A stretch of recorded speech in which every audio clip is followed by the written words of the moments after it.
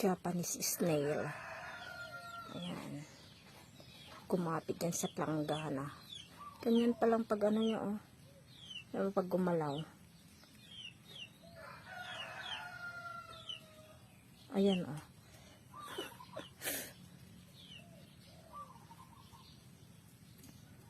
Kumano.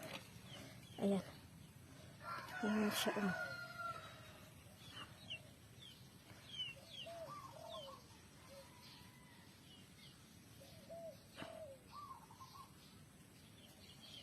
Natin, panoorin natin kung paano siya gumalaw.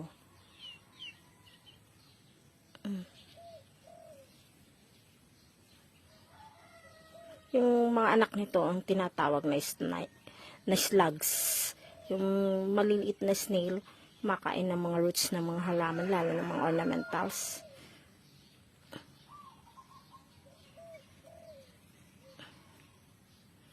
Ayan. Ayan. Kaya inaalis ko yan eh. Kasi nagiging salarin sa mga pagkamatay ng mga halaman ko.